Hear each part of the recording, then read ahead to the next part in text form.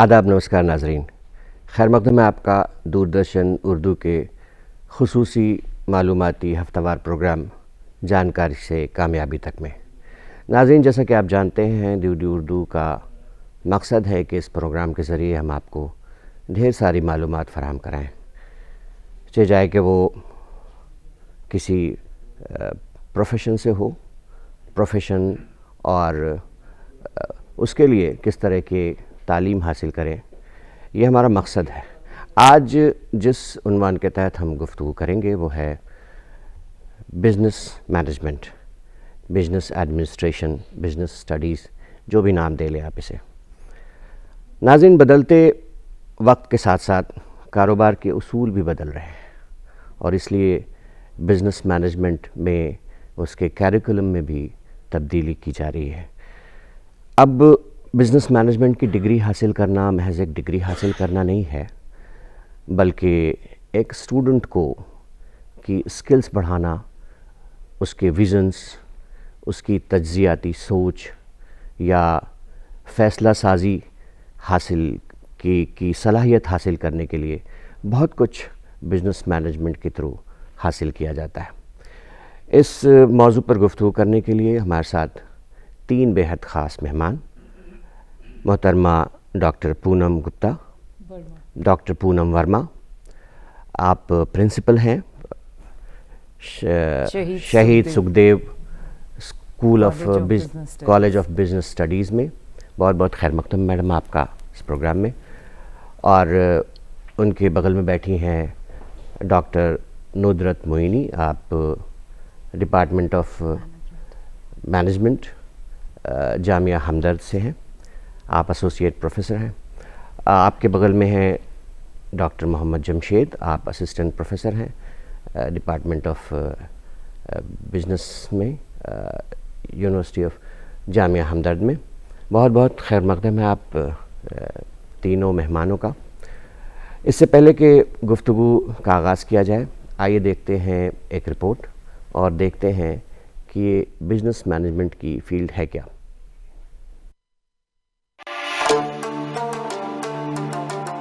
Business studies वो इल्म है जो हमें बताता है कि कारोबार कैसे चलता है, लोग कैसे काम करते हैं, कंपनी कैसे बनती है और मईशत कैसे आगे बढ़ती है। ये एक ऐसा मैदान है जिसके दरवाजे हर उस शख्स के लिए खुले हैं जो तरक्की करना चाहता है। दुनिया बदल रही है और कारोबार का अंदाज भी। आज के दौर में बिजनेस सिर्फ खरीदो फरोख्त का नाम नहीं, बल्कि ये डेटा, टेक्नोलॉजी और स्ट्रेटेजी के साथ साथ वो मैदान है जो कंपनियों का मुस्तकबिल बदल देता है। मैनेजमेंट वो फन जिसमें लीडरशिप, नज्म और फैसला साजी मिलती है। Business manager, operations manager, project leaders, ये वो लोग हैं जो कंपनी के पहिए को आगे बढ़ाते हैं। इनका हर फैसला एक नए मुस्तकबिल की बुनियाद रखता है। बिजनेस का नया चेहरा टेक्नोलॉजी है। अकाउंटिंग और फाइनेंस बिजनेस की रीढ़ की हड्डी माने जाते हैं। मार्केटिंग कारोबार की आवाज कहलाती है, वो आवाज जो बताती है कि एक ब्रांड कैसे दिल जीतता है। Digital marketing, social media management और ब्रांड स्ट्रेटेजी जैसे करियर जहां रोजगार के रास्ते हमवार करते हैं, वहीं स्टार्टअप के इस दौर में बिजनेस स्टडीज उन नौजवान जहनों को रास्ता दिखाती है जो अपना मुस्तकबिल खुद बनाना चाहते हैं। बिजनेस स्टडीज सिर्फ एक डिग्री नहीं, बल्कि ये वो रास्ता है जो आपको जहां ले जाए वहां कामयाबी आपका इंतजार करती है। दुनिया बदल रही है, सवाल ये है कि क्या आप भी बदलने को तैयार हैं?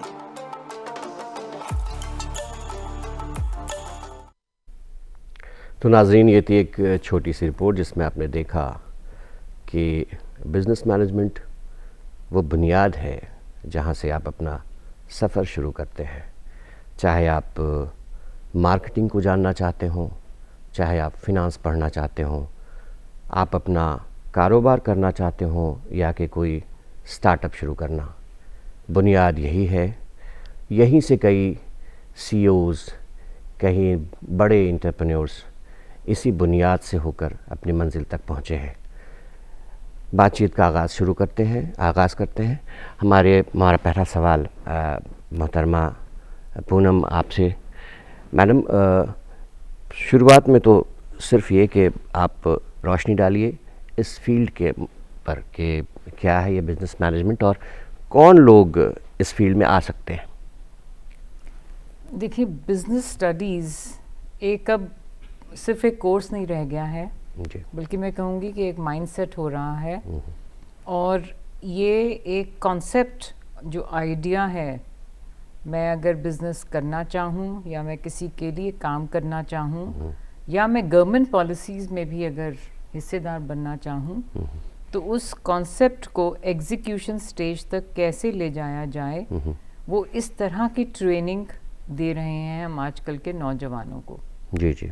तो मैं ये कहूँगी इसमें हर सोच जो सोचता है व्यक्ति कि हाँ मुझे कुछ करना है ज़िंदगी में, या तो किसी के लिए नौकरी करनी है या मुझे अपनी एक सेटअप करना है, तो ये उस नौजवान के लिए है ये कोर्स। यानी कोई भी एक स्टूडेंट जो कि चाहे किसी भी स्ट्रीम का हो, एब्सोल्युटली, उसकी अगर सोच ऐसी है तो वो इस फील्ड में आ सकता है। मैडम नुदरत मोइनी, अगला सवाल आपसे ये जानना चाहेंगे कि ब्रांचेस कौन कौन सी हैं इस शोबे में।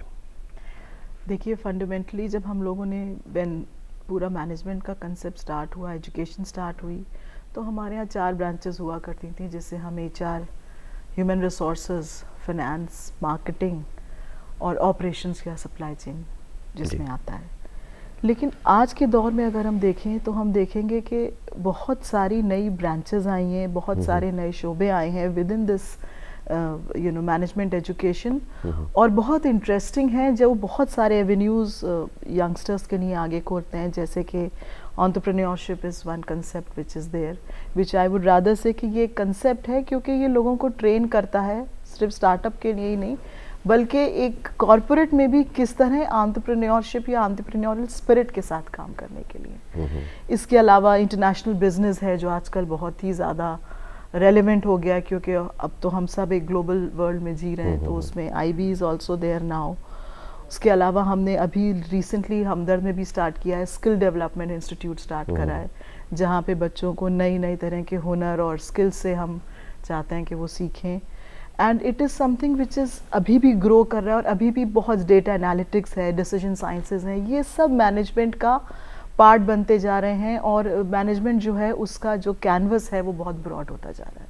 अच्छा, हाँ, मतलब आलमी मेयार को बरकरार रखने के लिए जो इंटरनेशनल ग्लोबली जो डिमांड है उसके लिए जो हम लीडर्स तैयार कर रहे हैं, यही सवाल डॉक्टर जमशेद आपसे कि किस तरह के बदलाव करने हुए हैं और होने हैं जिससे कि हम इंटरनेशनली अपने बिजनेस लीडर्स को वहाँ तक और अपस्किल कर सकें।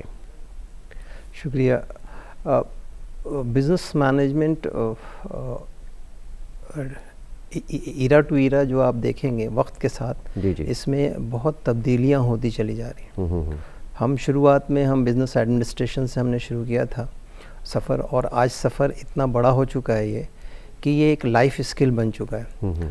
आपको मुल्क में रहना हो या मुल्क के बाहर, कहीं भी आपको जो भी आपके प्रोस्पेक्ट्स हैं, जहाँ भी आपने अपना गोल बनाया है, तो आप अब हर इंसान मुख्तलिफ फ़ितरत का होता है, उसके मुख्तलिफ शौक़ होते हैं, और बिज़नेस मैनेजमेंट का जो फ़ोरे है वो हर शौक़ और हर सलाहियत वाले लोगों के लिए एक लाइफ जीने का तरीक़ा बताता है कि कैसे हम उसमें बेहतर कर सकेंगे। और ये जितने भी फंक्शनल एरियाज़ हैं, वो जैसा मैडम ने अभी कहा कि बहुत सारे फंक्शनल एरियाज़ हैं, और ये सब बनते चले जा रहे हैं। अब इसके अंदर भी जैसे मार्केटिंग के अंदर ही बहुत सारे डायमेंशंस आ गए हैं। अगर आप देखें कंज्यूमर बिहेवियर के साइड देखें, या आप न्यूरो नेटवर्क देखें, AI ने फिर इसको और ज़्यादा वो AI इन मार्केटिंग, तो इसके डायमेंशंस बढ़ते चले जा रहे हैं, और there is no end point if you will say. अगर हम ये बात करते हैं कि भाई मुस्तकबिल क्या होगा, तो मुस्तकबिल में हम कुछ फ़िक्स नहीं कर सकते।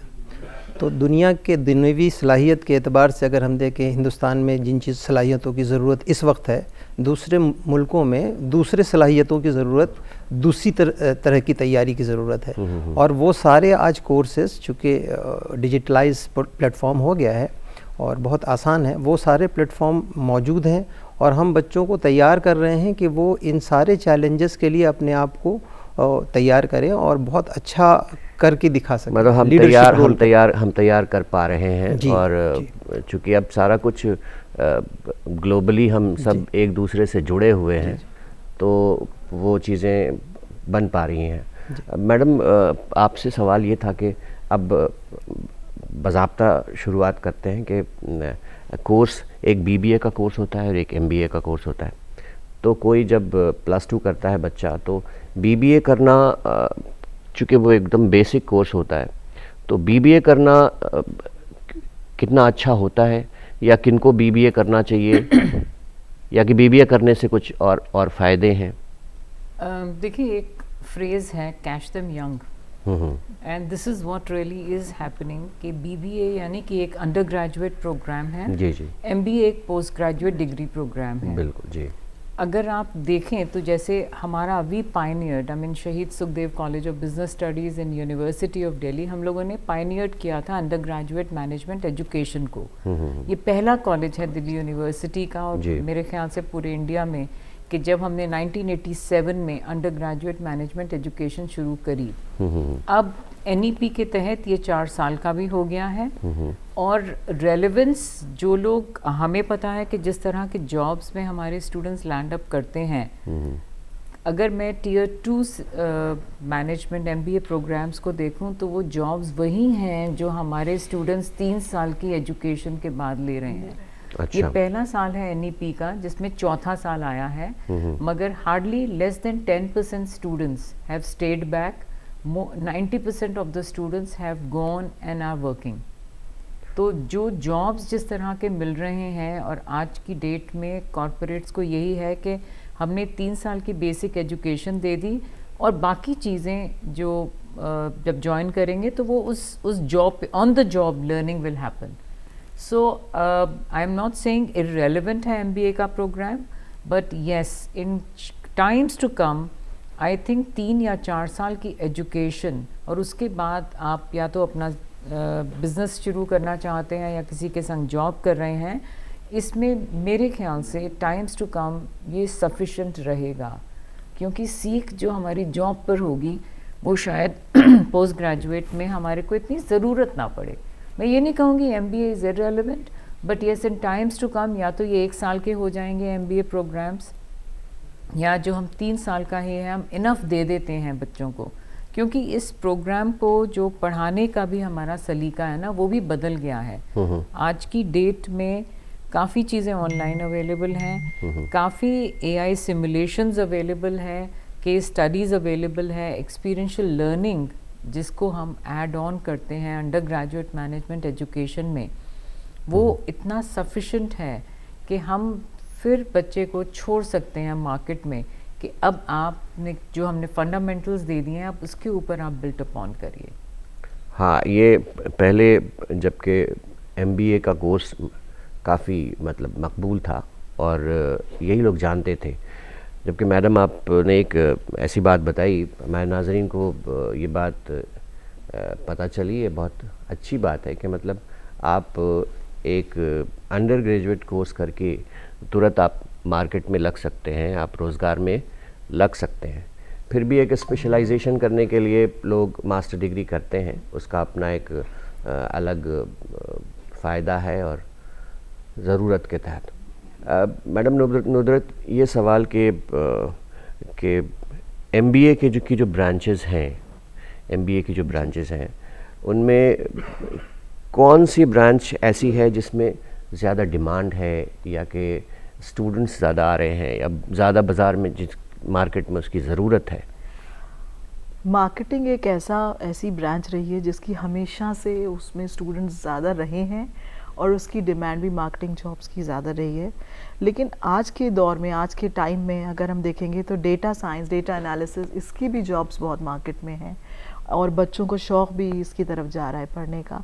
दूसरा एक जो बहुत इंटरेस्टिंग चीज़ है जिस पे मैं ज़रूर बात करूंगी कि आजकल बिजनेसेस में सोशल रिस्पॉन्सिबिलिटी की बहुत बात आ रही है, और हम भी इस बारे में अभी सोच रहे हैं अपने डिपार्टमेंट में भी कि हम लोग CSR में और कॉरपोरेट गवर्नेंस में और कॉरपोरेट सोशल रिस्पॉन्सिबिलिटी में एक स्पेशलाइजेशन स्टार्ट करें, क्योंकि ये एक मैंडेटरी हो गया गवर्नमेंट की तरफ से कि आपको बिज़नेस को, किसी भी बिज़नेस हाउस को कुछ समाज के लिए, कुछ सोशली कुछ रिस्पॉन्सिबिलिटी उठानी चाहिए।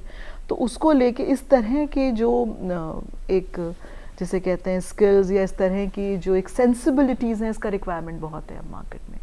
तो उसमें भी हम लोगों ने काम शुरू करा है and we are planning to do it.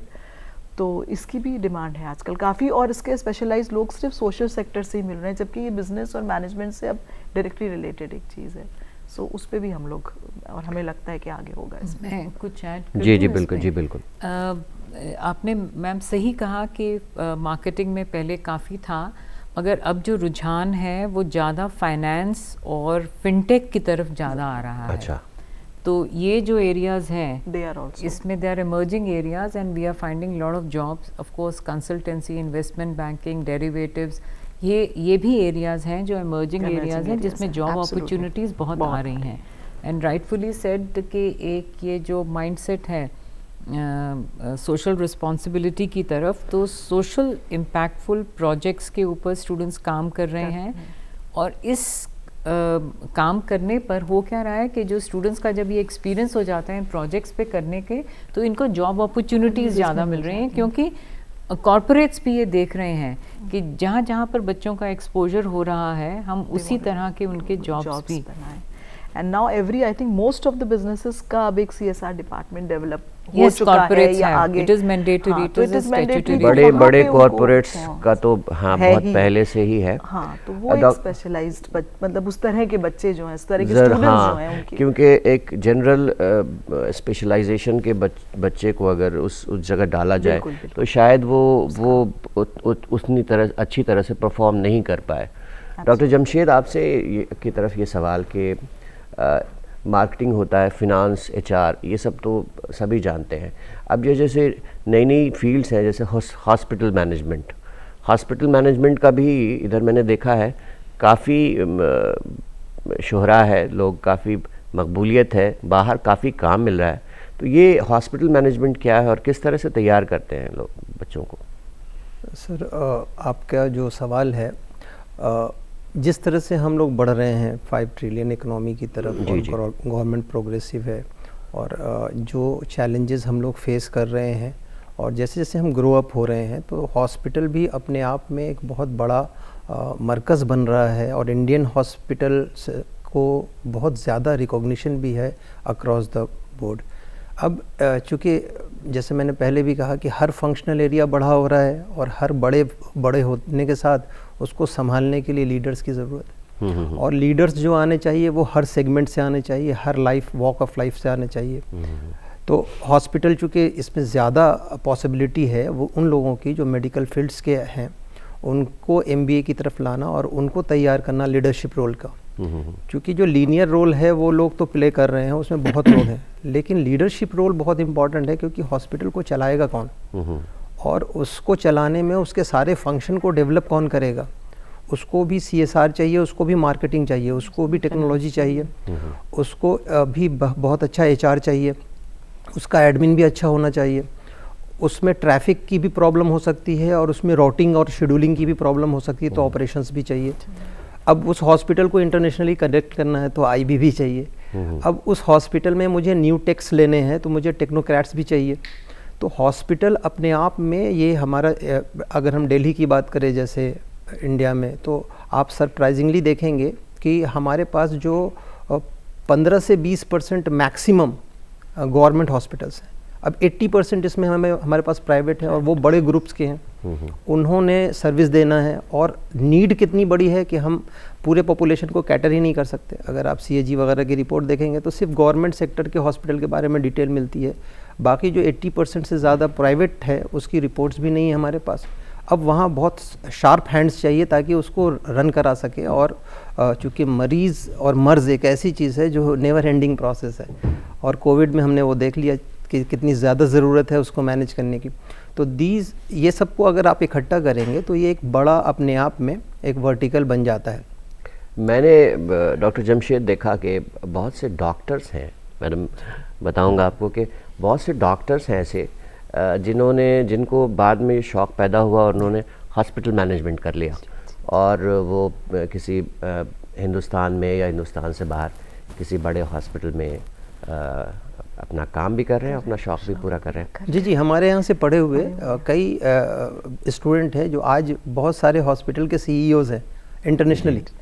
Even यहाँ भी होली फैमिली, मैक्स जो सब चला रहे हैं वो हमारे स्टूडेंट हमारे यहाँ से पास आउट हैं। ख्याल से 2008 से या 7 से हमारे यहाँ हेल्थ मैनेजमेंट और हॉस्पिटल मैनेजमेंट का कोर्स वी आर रनिंग, क्योंकि हमदर्द का तो एक पूरा शुरू से वो मेडिकल और यूनानी सिस्टम्स और इसमें ही रहा है। तो हमारा हेल्थ मैनेजमेंट का पूरा प्रोग्राम है। हम MBA हेल्थ मैनेजमेंट और MBA फार्मास्यूटिकल मैनेजमेंट। मैडम ये जो डॉक्टर्स हैं, अगर जैसे अभी एक मिसाल आई कि अगर कोई दूसरे प्रोफेशन में है और वो मैनेजमेंट करना चाहता है, तो मैडम आपसे ये सवाल कि क्या फ्लेक्सिबिलिटी, अब चूँकि वक्त बदल रहा है, बात यहीं से शुरू हुई थी, तो क्या क्या फ्लेक्सिबिलिटी है, किस तरह से कोर्स कर सकते हैं? देखिए, MBA करने के लिए आप किसी भी फील्ड के हो सकते हैं, तो आपको ये ज़रूरी नहीं है कि आपको कॉमर्स या बिजनेस स्टडीज़ पढ़ा होना चाहिए 12th में, तो ऐसा कुछ लिमिटेशन नहीं है। यही फ़ायदा है जो मैंने कहा, बिजनेस स्टडीज़ एक सोच बन रही है रादर देन रिस्ट्रिक्टिंग के इसी डिसिप्लिन के, अगर आपने साइंस ली है और बायोलॉजी लिया है तो आप डॉक्टर बन सकते हैं। ये एक ग्रेजुएशन के बाद एक फील्ड ओपन कर देता है। However as such hospital administration का कोर्स दिल्ली यूनिवर्सिटी में भी FMS कराती हैं, which is a post graduate program. Under graduate level के ऊपर हम लोग मैनेजमेंट के बेसिक स्टार्ट पढ़ा देते हैं। उसके बाद आप किसी भी फील्ड में जाएं तो इन ये प्रिंसिपल्स के बेस पर आप लोग अपना काम कर सकते हैं। मैडम, मेरा सवाल ये था कि फ्लेक्सिबिलिटी, अब चूँकि पढ़ाई का तरीका बदल रहा है, कोविड के बाद से और बहुत कुछ बदला है, ऑफलाइन के बाद अब ऑनलाइन पे आ गए लोग, तो कोर्सेज चूँकि बाहर से भी कोर्सेज कर लेते हैं, ये 1 ईयर कोर्स होता है, एग्जीक्यूटिव कोर्स होता है, तो मैडम सवाल ये था कि फ्लेक्सिबिलिटी कहाँ तक आई है और कितना उससे फ़ायदा हुआ है? मैं आपको NEP का एग्जांपल दे देती हूँ। नेशनल एजुकेशन पॉलिसी जो हमारे यूनिवर्सिटी सिस्टम के अंदर एप्लीकेबल है, उसमें मल्टीपल एंट्री मल्टीपल एग्जिट है।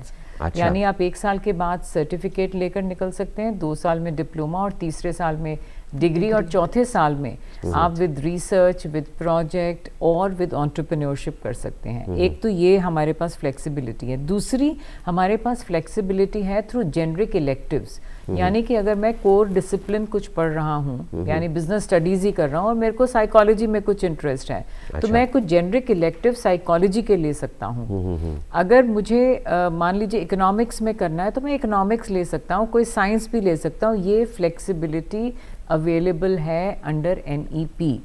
तो इसमें फ्लेक्सिबिलिटी है, आप एंट्री एग्जिट कर सकते हैं। 7 साल के अंदर आप दोबारा से within 7 years of your enrolment you can come back and do this program once again. जहाँ से आपने छोड़ा वहीं से आप शुरू कर सकते हैं। तो ये फ्लेक्सिबिलिटी अवेलेबल है स्टूडेंट्स को आज की डेट में in terms of their discipline as well as in their time frame. ये तो बहुत अच्छी बात है कि अगर कोई कुछ कर रहा है, मतलब रेगुलर स्टडी में लगा है और बीच में उसको कोई प्रोजेक्ट करना हो या कुछ और करना हो जो उसकी ख्वाहिश है, और हालांकि बाद में सारी चीज़ें वो इंटीग्रेटेड हैं, वो करके वहीं पर आता है और फिर उसको एंट्री मिल जाती है अपने कोर्स में। ये तो आसान बना दिया गया है और इससे बहुत फ़ायदा भी हुआ है। मैडम नुदरत, ये सवाल कि अब AI का ज़माना है, सिमुलेशन की बात होती है, इसको मैनेजमेंट में कहाँ तक इस्तेमाल किया गया है? आई थिंक मैनेजमेंट एजुकेशन में तो इसके बड़े फ़ायदे हैं, और एक वर्चुअल वर्ल्ड में जब हम स्टूडेंट को वही सारी चीज़ें, रोल प्लेज, सिमुलेशन टेक्निक्स और केस स्टडीज़ और इनके थ्रू जब हम उनसे एक डिसीजन मेकिंग स्किल्स को उनकी एक तरह से शार्पन करते हैं, तो ये टूल्स बड़ी मदद करते हैं हमारी वहाँ पर। तो जबकि ये है कि स्टूडेंट कॉर्पोरेट में खुद नहीं है, लेकिन because of all these techniques एक ऐसा इन्वायरमेंट हम क्रिएट कर सकते हैं, और हम करते हैं बच्चों के लिए, जहाँ पे फिर they are asked to take decisions और understand the environment, and these things actually help us a lot. अच्छा, तो ये एक बहुत मदद कर रहा है हम हर एजुकेशन में, मैनेजमेंट एजुकेशन में ख़ास तौर पे टेक्नोलॉजी की वजह से बहुत अच्छा रहा है, बहुत फ़ायदा हुआ है। सर ये फिनांस में आजकल जैसे बैंकिंग सेक्टर में काफ़ी कुछ हो रहा है, और ये डिजिटल करेंसी की बात और ये सारा कुछ है। फिनांस में कहाँ तक मैनेजमेंट स्टूडेंट्स का अभी तक मतलब डिमांड की बात कर लें या कि आगे प्रॉस्पेक्ट की बात कर लें, इस पर कुछ रोशनी डालिए। एक्चुअली जहाँ तक मुझे समझ में आता है अब तक जो हम लोग काम कर रहे हैं फिनांस पे, फिनेंशियल मैनेजमेंट एक ऐसा फील्ड है जो बिल्कुल मैनेजमेंट में होते हुए भी बिल्कुल इसका यूनिक नेचर है। बाकी जो जितने भी फील्ड हैं उसकी अपने चैलेंजेस हैं और अपनी अपॉर्चुनिटीज़ हैं, बट फिनांस चूँकि सबसे बड़ा कॉम्पिटिटर इसका चार्टर्ड अकाउंटेंट है, और इस कई बार लोगों को समझ में नहीं आता है कि मैं फ़िनांस कर रहा हूँ या मैं सीए करूँ या मैं दोनों कर लूँ या मैं क्या और करूँ या मैं कोई और प्रोफेशनल कोर्स करूँ। तो बच्चे ऐसे कन्फ्यूज़न में आते हैं, लेकिन एमबीए इन फिनांस का रोल बिल्कुल ही डिफरेंट है। एक्सपर्टीज़ इन फिनांस ऑब्वियस है, बहुत सारे प्लेटफॉर्म है, but again leadership in finance आपको सिर्फ एमबीए इन फिनांस से मिलेगा कि आपके पास आज इंस्ट्रूमेंट्स बहुत हैं, कॉर्पोरेट्स के पास फाइनेंशियल इंस्ट्रूमेंट्स बहुत हैं, एक्सपोजर्स बहुत है, क्रिप्टो भी है साथ में, और ब्लॉकचेन भी है, लेकिन इन सब को कब कहाँ क्या यूज़ करना है एक्सपर्ट्स ये बता सकते हैं कि इसका यूजेबिलिटी ये है। और सर आपको लगता नहीं है कि जो लोग हैं वो ज़्यादा अवेयर हो गए इन सब चीज़ों, इन्वेस्टमेंट बहुत बढ़ गया है, हर एक आदमी कहीं ना कहीं शेयर मार्केट में, नहीं तो म्यूचुअल फंड में कहीं ना कहीं इन्वेस्ट कर रहा है।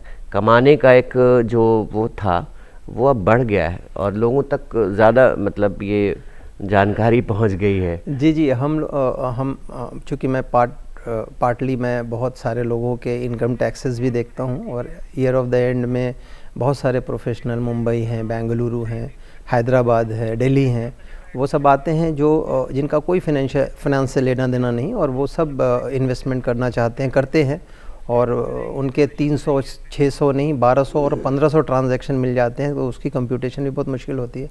लेकिन मैंने ये देखा कि maximum of them are not knowing why they are doing this, and there is lack of understanding about the planning, wealth planning, wealth management. और अगेन वही है कि चूँकि नॉलेज नहीं है, राइट नॉलेज, डेप्थ नहीं है मैनेजमेंट का, तो वो एक्चुअली एक एक्शनेबल में है, बट उससे फ़ायदा नहीं उठा पा रहे हैं। ये जितनी चीज़ें हमें दिख रही हैं ये सब रिसोर्सेज हैं, यानी अपॉर्चुनिटीज़ हैं। तो फ़ायदा उठाने के लिए हमें फिर मैनेजर्स चाहिए, और वो मैनेजर्स कौन तैयार करेगा? वो एमबीए तैयार करके देगा। हाँ, और ये जो फाइनेंशियल कंसल्टेंट्स होते हैं, इवन के बैंक में जो अकाउंट होल्डर्स होते हैं उनको भी एक क्या कहते हैं कंसल्टेंट या एक आदमी उनको भी अलॉट कर दिया जाता है। मैडम अगला सवाल आपसे ये कि आपका जो school of college of business studies है, यहाँ एडमिशन का प्रोसेस क्या है? हम लोग दिल्ली यूनिवर्सिटी का कॉलेज है, तो इसमें CUET का एग्ज़ाम देना पड़ता है, और CUET में स्पेसिफिकली रिक्वायरमेंट अगर आप बिज़नेस स्टडीज़ करना चाहते हैं या BBA FIA which is finance and investment में है, तो इसके लिए आपको एक लैंग्वेज लेना पड़ता है, दूसरा आपको एक जनरल एप्टीट्यूड का है, और एक मैथ्स का, और इसके अलावा एक और पेपर आप लेंगे। अभी तक हम 3 पर असेस कर रहे थे, अब ये सोच बड़ी है कि हम 4 पेपर्स में आपकी इवैल्यूएट करेंगे, और उसके बेस पर जो स्कोर आएगा, और दिल्ली यूनिवर्सिटी का सेंट्रलाइज्ड एडमिशन प्रोसेस है, उसमें as per your preference and your merit उसमें एडमिशन दिया जाता है। ये मल्टीपल चॉइस, मल्टीपल MCQs होते हैं। MCQs होते हैं। अच्छा मैडम, नुदरत आपसे ये पूछना चाह रहा था कि जब बिज़नेस मैनेजमेंट की बात होती है तो IIM की बात होती है, तो एक इंस्टीट्यूशन कहाँ तक मानी रखता है एक स्टूडेंट के करियर को आगे बढ़ाने के लिए? वेरी इंटरेस्टिंग, बहुत अच्छा सवाल आपने किया। और मैं और किसी की तो नहीं, लेकिन खुद अपने एग्जाम्पल या अपने आसपास के लोगों का एग्जाम्पल दे सकती हूँ कि हम लोगों ने जिस टाइम पर MBA किया है जी मैडम, उस वक्त भी IIMS was a dream kind of a situation कि हम लोग जो भी एस्पिरेंट्स थे मैनेजमेंट एजुकेशन के, उनके लिए वो एक अल्टीमेट डेस्टिनेशन होता था। लेकिन लेट मी टेल यू कि ये जो मैनेजमेंट एजुकेशन है इसका डेस्टिनेशन क्या, ये एक जर्नी है। और इवेंचुअली हम ये समझ पाते हैं कि उसी दायरे में रह के जहाँ हमने पढ़ाई करी, हमने अलीगढ़ से AMU से पढ़ाई करी, उसके बाद जामिया मिलिया से PhD करी और फिर अब हमदर्द में है, तो ऑब्वियसली वो एक अल्टीमेट डेस्टिनेशन तो होता है। लेकिन आज के दौर में हम ये देखते हैं कि जो हमारे स्टूडेंट्स हैं, हमारे तलबा हैं, जो बच्चे पढ़ रहे हैं, उनकी कोशिश ये होती है कि एटलीस्ट अगर वो एक बेंचमार्क है तो वो उस जर्नी तक या उस रास्ते पे मुस्तकिल चलना। और वही हमारे इंस्टीट्यूट की, हमारी यूनिवर्सिटी का भी यही है कि भाई अगर if that is the benchmark तो कम से कम उसकी तरफ जाने की जितनी भी तैयारी और जो भी कोशिश है वो हम करते रहें। तो हाँ, वो एक अल्टीमेट तो है, आपने बिल्कुल सही कहा कि IIMS जो है वो बेस्ट माना जाता है, लेकिन हर किसी के लिए तो वहाँ जाना पॉसिबल नहीं हाँ, होता हर है। किसी के लिए वहाँ तो जाना जो पॉसिबल जो नहीं। बच्चे हमारे पास आ रहे हैं, हम अपनी उनकी स्टूडेंट्स की भी यही कोशिश होती है कि वो अपना बेस्ट परफॉर्म करें, और हमारी भी यही कोशिश होती है कि हम उस सिचुएशन में रह के उनको जितना बेस्ट दे सकें। और ऑब्वियसली IIM जो है वो एक बेंचमार्क है और उस तक जाने की कोशिश में हम लोग हर तरह से लगे रहते हैं अपनी अलग अलग एक्टिविटीज। हाँ मैडम नुसरत, IIM एक बेंचमार्क है और हमारे और दूसरे जो इंस्टीट्यूशंस हैं, गवर्नमेंट इंस्टीट्यूशंस हो, इवन प्राइवेट कॉलेजेस भी, जी वो उस पैरामीटर तक जाने की कोशिश कर रहे हैं। और जहाँ तक एजुकेशन का सवाल है, ये इंडिविजुअल पर भी डिपेंड करता है। बिल्कुल। और दूसरी बात ये कि मुझे जैसा लगता है कि आजकल जो कंपनीज़ हैं जो इनको रिक्रूट करती हैं, उनका जो HR होता है, उनका जो प्रोसेस होता है, वो बड़ी आसानी से उनको फ़िल्टर कर लेते हैं। वैसे स्टूडेंट को तब जाके वहाँ इंस्टीट्यूशन मानी तो रखता है, मैं उतना नहीं रखता है। वो एक स्टूडेंट का आपकी अपनी मेरिट भी वहाँ खिल के सामने आती है। क्योंकि अब डॉक्टर जमशेद आपसे सवाल कि क्या ख़ास स्किल्स तलाशते हैं ये कंपनी वाले, कंपनी के लोग, कंपनीज़ क्या खोजती हैं एक स्टूडेंट में, और किस तरह से आप उसको तैयार करते हैं? हाँ सर, अभी तक की हमारी जो डिस्कशन हुआ, सबसे इम्पोर्टेंट और अहम बात जो है वो है कि डिमांड, मार्केट में डिमांड क्या है जी। और डिमांड आती है कंपनियों से। अच्छा, डिमांड में भी कई हिस्से हैं, उसके कई किस्म हैं। एक है लीडरशिप प्योर, जो स्ट्रेटजिक है, टॉप में है, जिनको हम तैयार करने के लिए उनकी स्किल सेट को असेसमेंट करते हैं कि जो हमारे बच्चे हैं वो क्या ये टॉप मोस्ट लीडरशिप के रोल के लायक हैं, और अगर हैं उनके अंदर वो कैपेबिलिटी है तो उनको क्या और डिफरेंट चीज़ें चाहिए जिससे वो उस लाइन में वहाँ compete कर सके। लेकिन उसके बाद ही आपको मिडिल मैनेजमेंट का एक बहुत बड़ा लेवल मिलता है डिमांड साइड से, जो उसका फौरे बहुत ही बड़ा है। यहाँ लीडरशिप रोल नहीं होती है, यहाँ है कि लीडर्स के विज़न के हिसाब से अपने छोटे SBUs के गेम प्लान को संभालना, समझाना और उसको बिज़नेस के वैल्यू क्रिएशन में यूज़ करना। अब यहाँ चैलेंजेस अलग होते हैं, यहाँ उनको अलग अलग तरह के स्किल सेट की ज़रूरत होती है जो जिस एरिया का होता है। तो हम लोग उसको आइडेंटिफाई करते हैं, उनको शॉर्ट कोर्सेज देते हैं, और उनको जैसे कुछ सॉफ्टवेयर है, जैसे फिनांस का बच्चा है, उसकी अकाउंटिंग अच्छी है, तो वो किस पर्टिकुलर सॉफ्टवेयर में उसको जाना चाहिए और उसकी तैयारी वो कैसे करेगा, वो हम मार्क करके उसको कनेक्ट कर देते हैं ताकि वो तैयारी करता चला जाए। इसी तरह से हर डोमेन में है।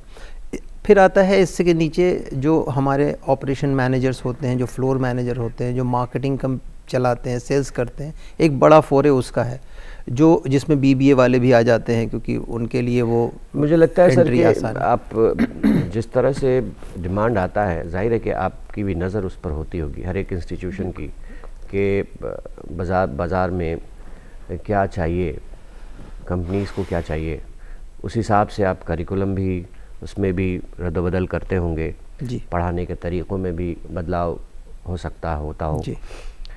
मैडम, आप अब सवाल आपकी तरफ आता है, वो ये कि एआई की हम बात करते हैं तो कितने अंदर तक बिजनेस मैनेजमेंट को मुतासर कर रहा है, या कि और भी दूसरी नई चीज़ें आई हैं जो इस कोर्सेज़ में और उसके साथ उसको जोड़ के और उसको आगे बढ़ाया जा रहा है? देखिए, एआई सब जगह है और अब मैं ये कहूँ कि हमें इससे हटाना है तो वो तो होगा नहीं पॉसिबल। जॉब्स दूसरी तरह के इमर्ज कर रहे हैं एआई फील्ड आने के बाद, और हमें जो प्रिपेयर करना है स्टूडेंट्स को, वो इस तरीके से प्रिपेयर करना है कि जो आगे बदलाव आएंगे, यानी कि जो मैंने पहले सीखा उसको अनलर्न करें और नई चीज़ को सीखने की एक जिज्ञासा रखनी है।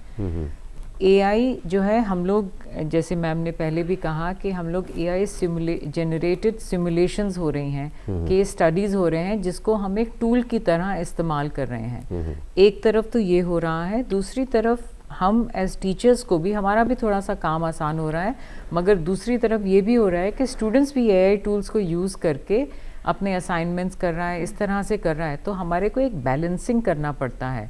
हमारे को ये देखना है, श्योर करना है कि उसकी लर्निंग हो रही है या नहीं। उसने असाइनमेंट सबमिट किया, उससे नहीं चलेगा, उसको उसमें कितनी समझ आई और उसके ऊपर वो कितना बिल्ट अपॉन कर सके। ये चीज़ों के ऊपर हम लोग एआई का इस्तेमाल कर रहे हैं। बिजनेस मैनेजमेंट में तो ख़ास तौर से केस स्टडीज़, सिमुलेशंस में जो हम एआई का इस्तेमाल कर रहे हैं, कर सकते हैं, वही हमारे को इस एजुकेशन फील्ड के अंदर हमारे को बेहतर कर रहा है। अच्छा, मतलब एआई का इस्तेमाल पूरी तरह से हो रहा है स्टूडेंट्स की जानिब से भी, और उनको सिखाया भी जा रहा है कि उसका इस्तेमाल कैसे करें। अब मैडम बात स्टार्टअप की भी एक बार कर लें आपसे कि स्टार्टअप का बड़ा फ़ायदा भी है, और उससे काफ़ी लोग, काफ़ी ऐसे एंटरप्रेन्योर्स निकल के आ रहे हैं जिन्होंने बहुत कुछ इकोनॉमी में कंट्रीब्यूट किया है, और उसके बड़े फ़ायदे अब दिखाई दे रहे हैं।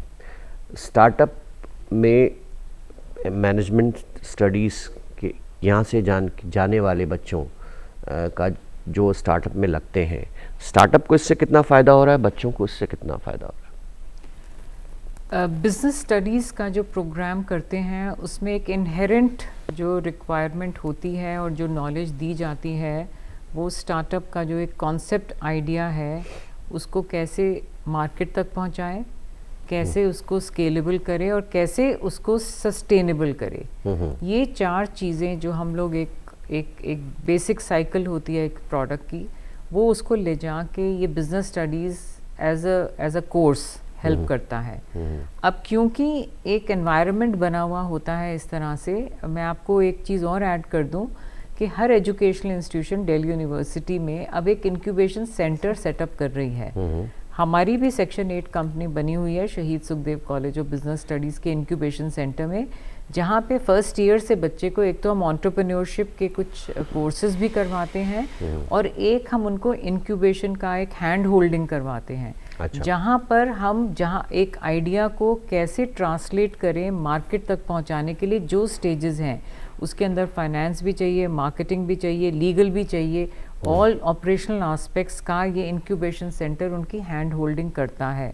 तो बिजनेस स्टडीज़ तो मैं कहूँगी innovation, business studies is equal to scalable and sustainable business. This is the equation that I would get down to say. तो इससे यहाँ तक तो हम पहुँचे कि बहुत कुछ बदलाव आ गया है। क्या कुछ था पहले, और जैसे जैसे वक्त ने करवट ली, चीज़ें सामने आई, बिज़नेस स्टडीज़ अपना रुख बदलती गई और एक नए रास्ते पे गामज़न है सब लोग। मैडम नुदरत मैडम इनोवेशन की बात कर रही थी मैडम, इसका क्या कितना रोल है, मतलब किस तरह से इसको एग्जीक्यूट कर सकते हैं बिजनेस मैनेजमेंट में? देखिए, मैडम ने अभी इंक्यूबेशन सेंटर्स के बारे में बताया। हमारे यहाँ भी हमदर्द में अभी हम लोगों ने स्टार्ट करा है यूनिवर्सिटी लेवल पर, और दो तरह के इंक्यूबेटर्स होते हैं, basically technological incubators and business जो बिज़नेस से रिलेटेड होते हैं, बिज़नेस इनक्यूबेटर्स। तो मैनेजमेंट साइंस में हम दोनों में ही we can actually, there can be students जो दोनों में इंटरेस्टेड हों, लेकिन मुझे लगता है कि इनोवेशन का सबसे इम्पॉर्टेंट एक जो रोल है या जो एक जगह है मैनेजमेंट एजुकेशन में, वो इस तरह से है कि पहले जब हम इनोवेशन की बात करते थे, it was a distant dream. मतलब अगर हम स्टूडेंट से बात कर रहे हैं तो वो सोचेगा कि ये तो किसी बहुत ज़्यादा डीप टेक की बात हो रही है, which is beyond my means. लेकिन आज के टाइम पे जब हम उनसे बात करते हैं तो एटलीस्ट जिस तरह से हमने एंटरप्रेन्योरशिप या स्टार्टअप को एक बज़वर्ड बनाया है, और जितना मीडिया का भी इसमें बहुत इंपॉर्टेंट रोल रहा है, और एजुकेशन इंस्टीट्यूट्स का भी, स्पेशली यूनिवर्सिटीज़ का, स्कूल्स में भी हम अवेयरनेस प्रोग्राम्स अब तो हो रहे हैं एंटरप्रेन्योरशिप से रिलेटेड, तो बच्चे को ये डर ही नहीं लगता है, अच्छा innovation that is something which is reachable for him now, for the student. और फिर इनोवेशन ऑब्वियसली बहुत सारे अलग अलग पहलू हैं उसके, कि वो प्रोडक्ट में भी हो सकता है, वो डिस्ट्रीब्यूशन चैनल्स में भी हो सकता है, इवन प्राइसिंग स्ट्रैटेजीज़ में भी इनोवेशन का एक रोल है, पैकेजिंग में इनोवेशंस हो सकते हैं, किस कस्टमर सेगमेंट को या किस निश को आप केटर करना चाहते हो, उसमें भी बहुत सारे। सो इनोवेशन जो है वो हर तरफ है। एक स्टूडेंट जब पहले के ज़माने की बात करें तो एक स्टूडेंट जब पढ़ के किसी कंपनी को ज्वाइन करता था या किसी पब्लिक सेक्टर को ज्वाइन करता था, तो वहाँ जाके चीज़ें सीखता था, या कि हैंड्स ऑन प्रैक्टिस की बात जैसे मैडम ने कहा। मगर अब चीज़ें ऐसी तैयार हो रही हैं कि वो सारे स्टेजेस वो अपनी यूनिवर्सिटी में, अपने कैंपस में ही कर गुजरता है। ये एक बहुत बड़ी बात है, क्योंकि जैसा मैडम से बात हो रही थी अभी प्रोग्राम से पहले, तो कि सेल्फ ड्रिवन एक एम्प्लॉय चाहिए कि वो सारी चीज़ें जानता है और उसकी पूरी ख्वाहिश है। अब डॉक्टर जमशेद, प्रोग्राम अपने अख्ताम की तरफ है, चंद जुमलों में आपका मैसेज उन स्टूडेंट्स के लिए जो बिज़नेस मैनेजमेंट में आना चाहते हैं। अभी जो हम अपने मुल्क के ऊपर देखें अगर, तो हम लोगों को जो शिफ्ट हुआ है, जो तब्दीली आई है, वो हम लोग जो मेहनत कर रहे हैं बच्चों के साथ, तो वो ज़्यादा खुश होते हैं कि ख़ुद जॉब क्रिएटर बने।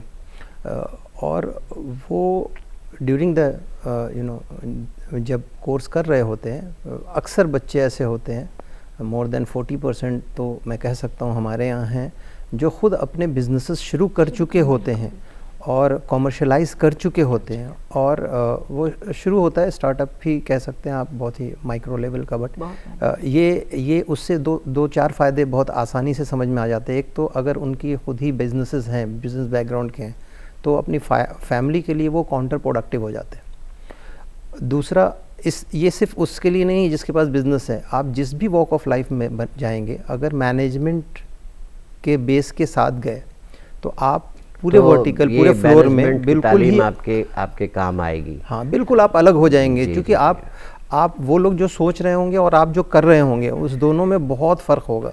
मैडम नुदरत, चंद अल्फाज में आपका मैसेज। बस मेरा मैसेज यही है कि मैनेजमेंट एजुकेशन सबके लिए है, और हर कोई, जैसा आपने कहा, अभी आपका एक सवाल भी था कि अगर कोई काम भी कर रहा हो, किसी और फील्ड का भी हो, हमने एक नया कंसेप्ट, और आजकल ये बहुत इन है, ये कंसेप्ट शुरू करा है, एग्जीक्यूटिव एजुकेशन की हम बात करते हैं। हमारे यहाँ PhD प्रोग्राम भी है एग्जीक्यूटिव एजुकेशन में, MBA प्रोग्राम्स भी हैं।